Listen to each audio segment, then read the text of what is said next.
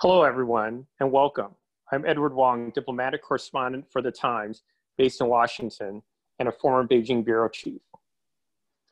Since the first confirmed death in January in the city of Wuhan, China's daily tally of coronavirus cases has dropped.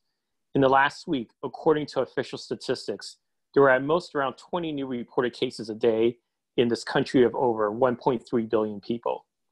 We can't necessarily rely on the official numbers, but there's another sign. The National People's Congress, an important political meeting, is set to begin at the end of this month. Some factories are churning again. Air pollution is coming back. But the reopening is a matter of weeks or months, not days, even for Communist Party leaders eager to get the economy going again. I'm joined today by my colleague, Stephen Lee Myers, our Beijing bureau chief, who's coming to us today from California. Stephen, welcome and thanks for being here. Great to be with you. Thanks. I've got a quick note for our audience. We're recording this audio-only discussion. It'll be available online shortly afterwards. You can submit questions anytime using the Q&A feature in Zoom. Please include your name and your town. We like to hear about the range of places that people are tuning in from. So Stephen, can you tell us a little bit about what the reopening process has been like in China? You know, it's a slow opening, and it's not like they turn the lights on one day and suddenly everything is back to normal. Far from it. What they're doing restrictions in different cities and provinces, really based on how each one is doing, with one major exception, which I'll get to. But you know, as they see the cases decline, they begin to loosen restrictions on people staying at home, opening new, museums and stuff. But by no means is everything open yet. The city of Wuhan, this all began, has really drastically lowered the number of cases, and they began to allow a couple of weeks ago people leave the city for the first time since this lockdown was declared in January. So you're beginning to see that kind of activity in other cities as well. The exception that I mentioned seems to be Beijing, the capital. The restrictions are in some ways, and I was there from the beginning of the lockdown in January, it felt a little bit like here, and people were asked to stay home, and many things closed, but you didn't see the kind of restrictions on your movement. Those have been intensifying, oddly, in Beijing as the cases have gone down, and I think partly that's because they're so worried about the possibility of a second wave coming, or people returning from other parts of China to the capital, which is obviously the political center of the country, and they're very concerned about the party leadership. So Beijing has been, in some ways, been a bit slow in reopening. But just this last weekend for the May Day holiday, they did allow people to travel outside of Beijing without having to undergo quarantine when they came back. Which obviously really stifled traffic and travel. I read over the weekend, Friday and Saturday, in just 2 days, there were 50 million trips taken in China, where people were allowed to get back on trains and planes and stuff. So I think we'll continue to see restrictions and limits, and of course, people still maintaining social distance, wearing masks, which almost everybody has been wearing all year long. But we'll see gradually things beginning. I should mention also that Beijing reopened some of its most famous landmarks, the Forbidden City, the Summer Palace, the National Museum. Those are beginning to resume again after being shut down for almost 3 months. And I know that all around the world, countries took very different measures in trying to contain or mitigate the spread of the virus. Were there any measures that China took and that it's taking during the reopening that you think the U.S. can learn from? I think that the main difference, and I was struck when I arrived here in California, which we'll get to in a minute, but I was struck by how few people were wearing masks when I arrived in the U.S., for example. And I think that what China has done and what the people have done there, setting aside the government response, is people took this very seriously from the beginning, and they really limited themselves even beyond they were required to do. Beijing emptied out in January and February entirely, even though there weren't any real limitations then on people moving, going out, for example. Some restaurants stayed open, but they were largely empty, the ones that did stay open, because people just heeded the advice to, shelter in place, stay home, keep their kids home there. And I think that is probably the biggest impact they had against the spread of the virus. And what kinds of questions are there about China's numbers? I know that some people say, oh, it's hard to compare numbers across countries. And then they point to, China's political system and ask whether we can trust the numbers there. I think it's fair to be skeptical of the numbers. I wouldn't say to distrust them perhaps entirely. They may be in scale, but some people have pointed to other circumstantial evidence that suggests that a lot of the deaths that were caused by this virus are not being included in the numbers.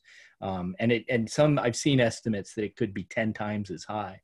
I think the official rate now, I didn't check this morning, is 4,000 and some deaths, which is, a lot, but, compared to what you've seen obviously in the United States and other countries, it seems like a small number. And there is a good deal of suspicion that they decided to just, cap the number, as it were, and not report the full extent of it, because it fits their narrative that they were really successful in containing the virus.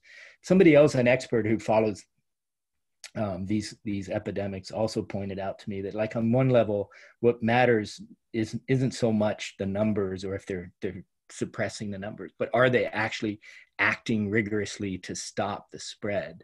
And that was more important. And I think they have done that, to his point. And so that while is the number double what they report or 10 times what they report, perhaps, but the main thing is, are you seeing new cases crop up? And that expert and others have suggested that, they take very seriously the spread of this. They don't want it. I mean, it's already devastated their economy, and it's raised a lot of political challenges for the party. So they don't want to see this spread anymore. That you can believe that they're making every effort they can to stop it, and that was more important than what the exact number was. But I think obviously people want to know, and wish for a little bit more transparency from the government so that you could trust the figures they put out. And let's go back a bit. Can you tell us a little bit about how you and the rest of the Times team in China covered the outbreak starting from the winter? Well, I believe our first story about an unusual flu-like or pneumonia-like illness spreading in Wuhan was in the very early days of January. And at the time, of course, we didn't realize, and no one knew then, how bad it would become. But we were covering it early on, and again, it had echoes of SARS, and people were worried about it, and it was leaking out there, and but the government was putting out some statements. I believe their first statement was on the night of December 31st, and it didn't get a lot of attention. I mean, it was New Year's Eve, and again, there were no deaths at that point. But I remember that when we had stories that said that there were deaths in early January, one of our colleagues, Javier Hernandez, went down to Wuhan shortly thereafter and wrote about it in the week before the rest of the world heard about it, and even before the government really acknowledged how extensive the spread was, because there were, in those early weeks, a real lack of transparency from the government. And some people will say, in fairness, they were trying to figure out what was going on. I mean, that's what Chinese officials had said, but I think they were also wary of advertising a public health problem right before the Chinese New Year, which came up in the end of the month, January 25th. So, but all from that time, even before the lockdown, and then certainly once the lockdown began, we were covering it. Chris Buckley one of our great Chinese experts, got to Wuhan within hours of the city being locked down, and was there for a couple of months, even after his press card was not renewed, his press credential, which meant that he wasn't allowed to report anymore. And, he's finally now back in Beijing. But, we had people on the ground. Amy Chin also went, and, throughout the coverage. I mean, when the scale of it became clear, and back again, then we had no idea how big it would come, but it was clear they had a SARS-like epidemic. Our coverage, we went with a live briefing, and our coverage has been really extensive all the way through until, and continues to be, but obviously it's the epicenter of the pandemic has now moved to the United States. There's a reader, Jim from Seacliff, who wants to know how China was able to keep cases so contained relatively contained around Hubei province, where Wuhan is located. And also I want to remind people listening that you can submit questions anytime using the Q&A feature. Again, please give us your first name and your town. I think we touched on this in your question already, that, what did China do right? I think they were able to largely contain it. And I say largely, they didn't contain it to Wuhan, obviously, but they were able to stop travel in and out of Wuhan and stop travel in and out of other parts of the city, of the country, other cities. And so I think that really had the effect of slowing it. They tracked very closely people who were infected, who did test positive or showed symptoms, and they isolated them. No questions asked, really. And I think that and the isolation, the self-isolation that people did, were encouraged to do as well, had the effect of slowing the virus. There's no doubt about that. And then we've all seen the reports that the Times has now been reduced to only 1 or 2 staff reporters in China after the government in March decided to expel almost all American journalists from our newsrooms there, from the Wall Street Journal and from the Washington Post. Can you tell us what happened? It's a long story, and where you want me to start, but in the middle of March, the Chinese government announced that they were expelling American reporters from the 3 papers you mentioned, including our bureaus in Shanghai and Beijing. And they said that American journalists would have to leave the country unless if their visa expired this year. And we had several, 8 of us who fell under that category. 8 of 10 people we had reporting from mainland China. And so we were given 10 days notice to turn in our press cards and leave. So what we had to do. Where this started, there have been tensions between the United States and China that we all know about, the trade war and so forth. But specifically on the issue of the journalists, the administration earlier this year decided that they were going to impose restrictions on Chinese journalists working in the United States.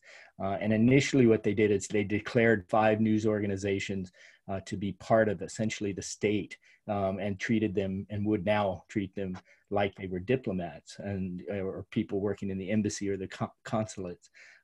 They announced that. And then the day after they did that, the Chinese government expelled 3 journalists from the Wall Street Journal, who in that case were being expelled because of a headline in an op-ed column that many people in China found to be offensive.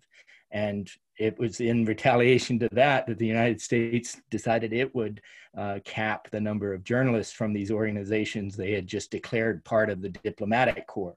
And as it was explained to me by the foreign ministry, this was an unavoidable reaction. They simply could not let that pass without retaliating tit-for-tat and expelling myself and our colleagues. Right. And so you're in California now. What are your plans, and how does the Times plan to cover China given this situation? Well, what we're going to try to do is relocate those of us who were expelled in the region. I'm going to leave, in fact, tonight to go to Seoul in South Korea, and from there, and others are going to go to other places.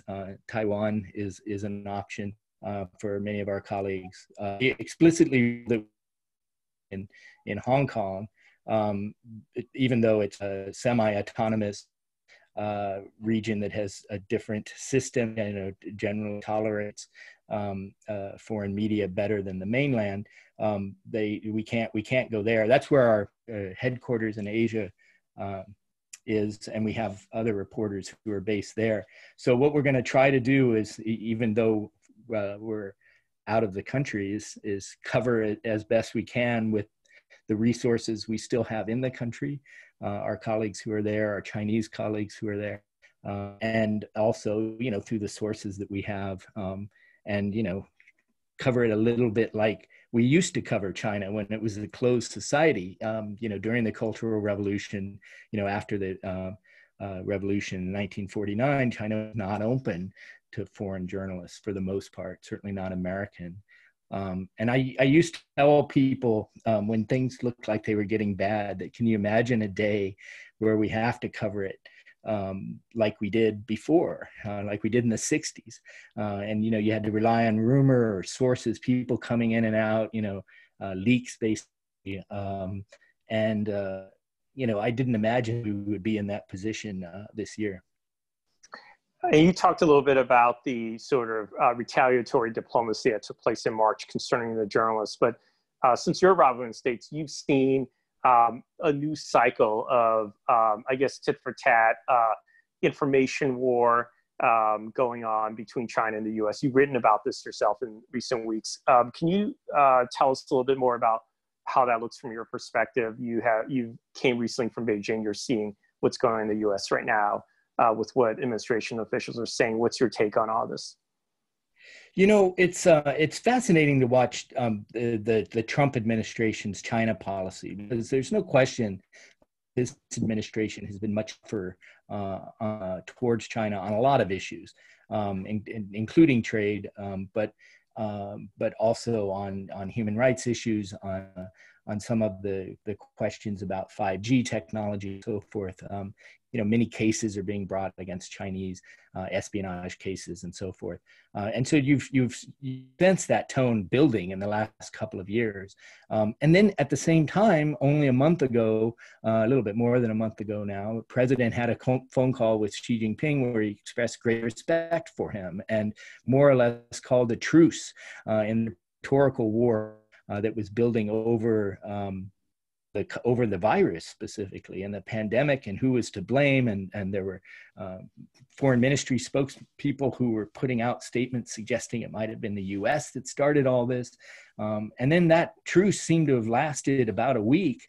And now you're seeing a new cycle of really some of the harshest rhetoric we've seen from both sides, I think, in my lifetime. I mean, it's really not been this bad in a long, long time. And certainly since the reopening and the establishment of relationship, the US-China relationship, Mike Pompeo is kind of leading the charge as one of the members of Trump's cabinet, really striking over and over at the distrust that he feels towards the Chinese government. And then last week we saw the Chinese government return the favor, talking about Pompeo as a humiliation, as a war criminal, really striking language that you just don't expect diplomats to be using. And I think that as much as anything, shows how bad the relationship has become.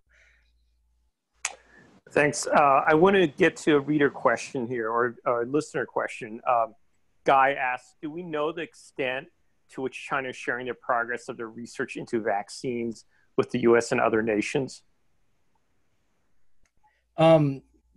Yes, we do. And there has been cooperation if there's a silver lining in this, a lot of scientists who are trying, I think, to stay out of the political fray, as it were, and are working on the science. I think that there's a competition underway among different scientists and companies and so forth to find a vaccination or other treatment to this. And so I think you'll see that competitiveness, and perhaps some proprietary secrets won't be divulged. But I think that at least on the scientific level, there's a lot of cooperation. That said, Mike Pompeo and others in the administration have complained that they're not getting as many questions answered as they would like. So, I don't think it's an open collaboration at this point. Right. The administration centers a lot of their criticism around getting access to the Wuhan Virology Institute. Can you tell us a little bit about why they seem to think that that's important, and what your take is on these theories of how the virus might have started? The scientific evidence that we have sees that this virus started in Wuhan. Certainly it spread from there. And the suspect, as with SARS, has been a virus that was transmitted, a coronavirus transmitted from bats. And bats can transmit viruses in a number of ways. But the assumption is that they didn't directly infect a human, but another animal. That animal infected a human, and it spread there. The early cases were centered around a market in Wuhan, where they sold live animals for slaughter and to consume.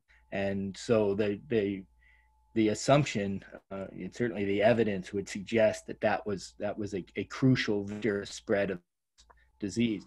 Other people, including, this began with a scientist in China, who wrote a paper raising questions about two labs that are near the market, also in Wuhan. One of them happens to be the lab you mentioned, which is one of the leading research institutions looking into bat coronaviruses. There's no evidence that anything leaked from the lab, but that coincidence, I think, is what's given rise to this idea that it could possibly have been somehow mishandled or leaked. Not intentionally. No one seriously is suggesting this was an intentional leak, but that accidentally something could have happened. And it's become one of the talking points for the administration seeking to criticize China. Thanks. So back to the audience questions. Marie from Montreal asks, China's propaganda and diplomacy seem to be increasingly aggressive over the last few months. Why are they using threats against diplomats and journalists now? How should we respond? That's a great question. I'm not sure I can give policy advice, but there's no question the rhetoric has become stronger. And I would say, in fairness, it's become stronger on both sides. And so there are people in the United States Senate and other parts of the government who've been suggesting that this was some nefarious plot by the Chinese and so forth. And the Chinese have responded in a very aggressive way. And it's not just the United States, by the way. They're pushing hard at any criticism from Germany, from Africa, where they faced a huge amount of outrage over the treatment of Africans in China, who are horribly discriminated against. And there's been a backlash, I think, as they've felt pressure. And I really do feel like the party state feels an enormous amount of pressure for what's happened. Political pressure, diplomatic pressure, and of course the economic consequences of this. So they're sensitive right now, and they've been pushing back hard. They've been asking countries to, thank them publicly for the work that they've done to supply masks and other medical supplies, expertise. And I think that's rubbing some countries the wrong way. How do you respond to that? This gets you into the tit-for-tat area that we saw the journalists. Does it help to push back really hard? I think some people believe that. When the Chinese react aggressively, we should speak even louder. Others are saying a better approach is to, try to tone down the rhetoric as Trump, she did a couple of weeks ago, and, try to get focus on the cooperation we mentioned, for example, with scientists, searching for ways to combat this. But at this point, it doesn't feel like anyone's really in a mood. So I think we're going to see more of this escalation until at least this crisis passes, or perhaps even beyond that. And one international institution that's gotten wrapped up in all this is the WHO, the World Health Organization. We've seen a lot of heated rhetoric coming out of the U.S. on that, the U.S. government, and they even have decided to suspend funding to the WHO on accusations that they didn't accurately represent what was going on with the virus, or that they were somehow in league with Chinese officials to cover up aspects of the outbreak, or that they didn't push China hard enough for accurate information. I was wondering what your perspective and what your reporting shows about that. I was at the press conference, the first one, when they WHO sent a delegation led by one of the world's leading experts on this. And I was really struck, this was February, really struck by the tone of praise that the WHO has taken. It seemed to go beyond even just being respectful, as, by the way, an international organization should be, I think, to any country where it's working. Not China, not the U.S., anybody. And so I think in some respects the WHO is trying to remain non-political, but I was struck by the tone, and I think a lot of people have been, by why they seemed so credulous towards the Chinese when they were early on saying that there's no evidence of human-to-human transmission, that the epidemic was under control. I mean, again, as we've already discussed, I think there are things you can praise about how China acted vigorously to stop the spread in their own country. And what the WHO has recommended. But for example, the WHO's recommendations were reflecting comments and analyses from the Chinese government that we now know were not accurate at the time. And I think it's a fair question to ask why not, and why it's not. I don't think it's the WHO's job to tell China what to do. I mean, that's not how international organizations generally work. And so they were caught a little bit in being respectful, but not being aggressive enough in pushing for more information. One of our listeners, Sen from Pennsylvania, asks, China has such a big data infrastructure. Can you talk about how this technology was used in the pandemic? What were the results? I think that, there are people who are more expert in this than I am, but there's no question they were able to use the access to information that they have, both through the phones that we use, through social media, to track people and to find out, where people were. Somebody came to, my apartment knowing that I had been in Italy. And that kind of information they were able to use. There was a time, and again, it wasn't right away, but there was a time when you had to scan, and still do, have to scan a QR code to enter buildings. And that would show you, including our office, by the way, it would show if you had been at Beijing in the last 14 days. And if you had been, you weren't out in the building, or be sent to quarantine. And this was showing up then at people's apartments, at markets, restaurants, and so forth. Again, as I was explaining, it was gradual. The restrictions became more intense. For a while, you were just had your temperature checked when you went into public places, but now you have to have this code that shows, a lot of personal information about you and where you've been and where you live. And so I think that they've been able to put together their ability to track people like that, using that kind of technology.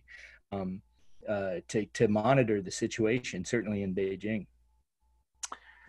Esther from New York City, which has been the recent epicenter of the pandemic, asks, what has been the impact of all this on relations between Hong Kong and Beijing? Another great question. Hong Kong, where SARS was hit really hard, and they responded very quickly to close the borders and restrict travel. Some people didn't say quickly enough, but you saw a very comparatively a limited outbreak in Hong Kong.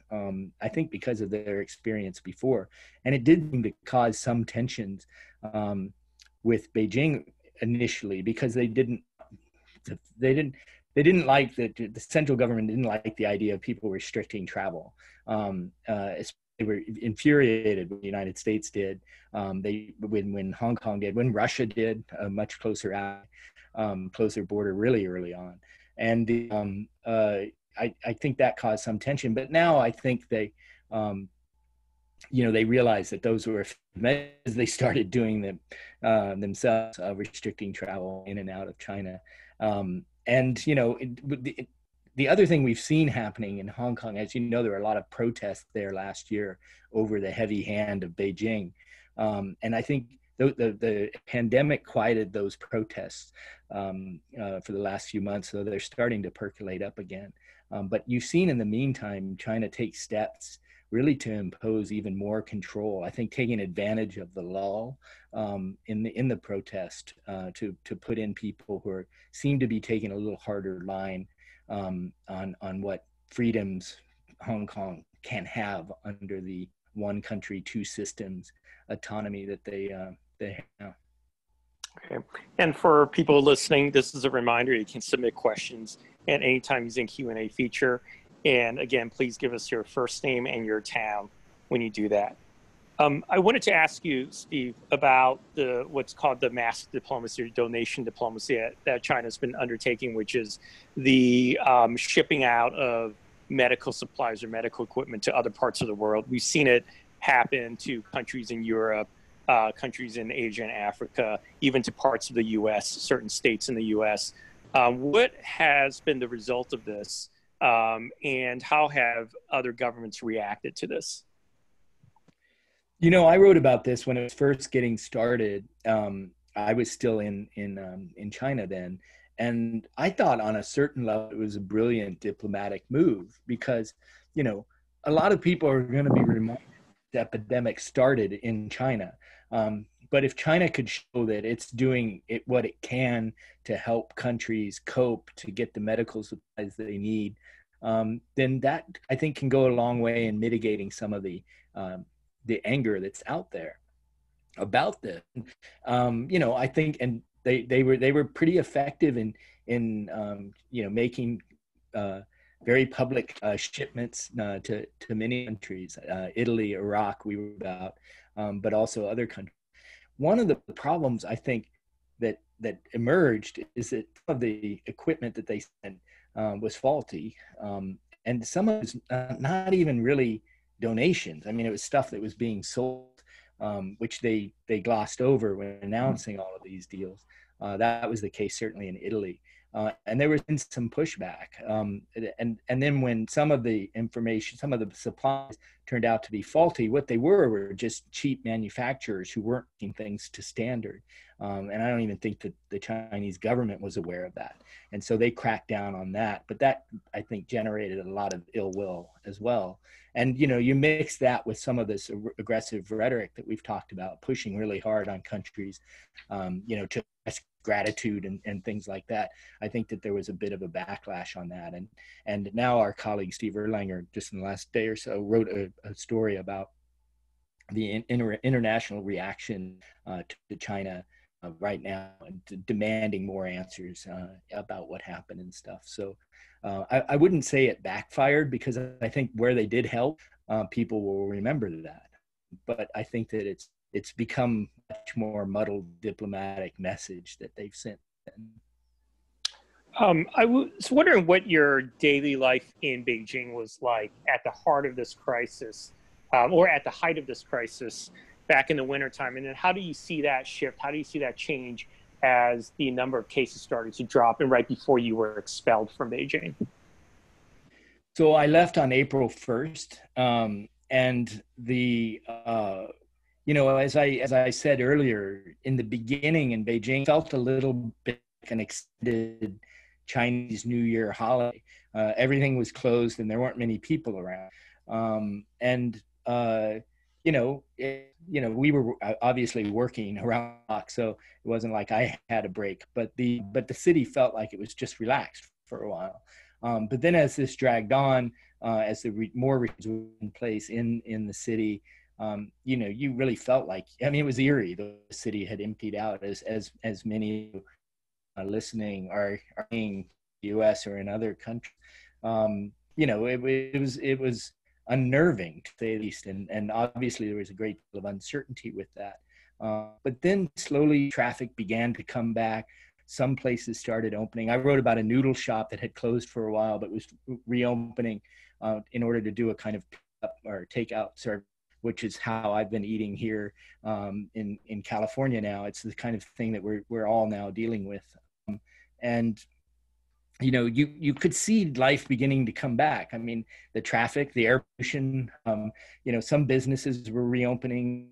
You could slowly see that Beijing wasn't back to normal, and still isn't, as far as I know. Again, I left a month ago, but it's going to eventually come back at some point, and when they're going to have to deal with the enormous to the economy, the political system. And Susan from New York has a question that's centered around the South China Morning Post, which is, for listeners who aren't familiar with it, it's a large English language newspaper based in Hong Kong that is owned and has investment from Jack Ma, who's the founder of Alibaba, a large Chinese tech company, basically their equivalent of Amazon.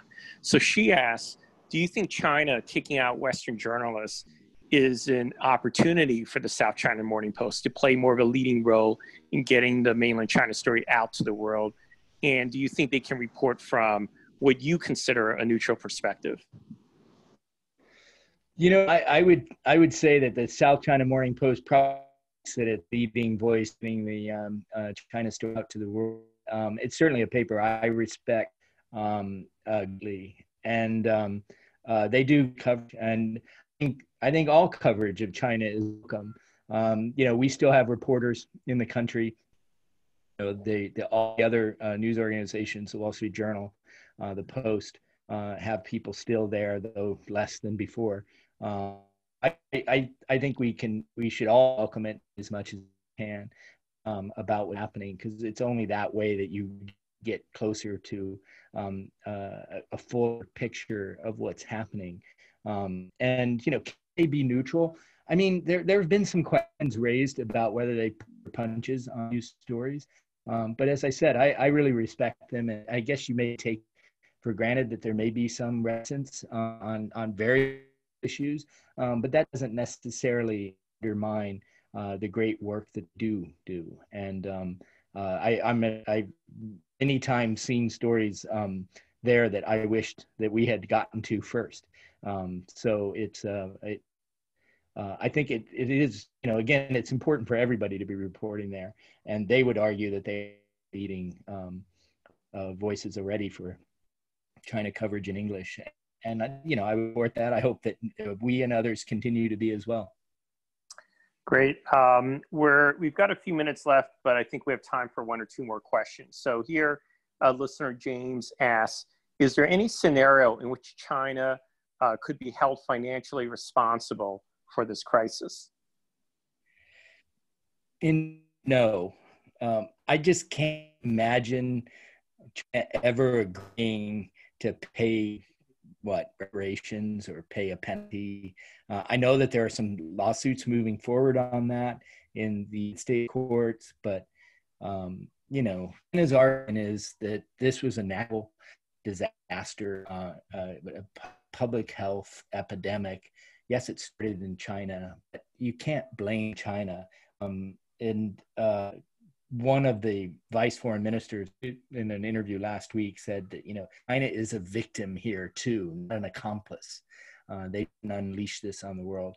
And so it seems, some people have talked about ways that we could punish them economically, but I think that's coming from the part of the national security establishment that is really, really hawkish towards China. I'd like to see a complete break in relations. And I'm not sure that this administration would go that far. And so I think that talk of this, but you won't see any real effort to get China up, even if you could get them to do it.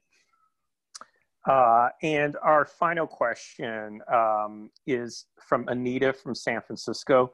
So she asks, in the post-COVID world, do you see China gaining or losing more political and economic equity with the ASEAN bloc? And ASEAN, for listeners, is a group of Southeast Asian nations, a political group of Southeast Asian nations that tries to coordinate policy to a certain extent. But Steve, I also want to expand that to ask the same question of other parts of the world. Do you see it gaining more diplomatic or economic equity in Europe, say, or in Africa, or in Central Asia, or in the Americas? What's the fallout and the consequences of this in those terms? I remember a diplomat from one of the ASEAN countries saying to an American, you come and go in the region, interest, ebbs and flows, but China lives here, and they're all neighbors of China. And so I think in some respect, it's hard to look at them and say, oh, you could move close to us, or you could, move close to other, away from China. It's just really not possible. That doesn't mean that China is going to benefit from this, because as we already discussed, I think that there's a huge blowback, and there will be a lot of people questioning aspects of China, of this relationships, both economically and politically, with China. That's true in ASEAN. I think that's going to be true, and we're seeing even more voices. Australia's have now, very similar to what's happening in the US. What we all emerge from this, how China emerges, what international relations look like a year from now, 2 years from now, it's really hard to say. But I think we're going to go through a really tumultuous period where people are going to rethink all of these questions. Great.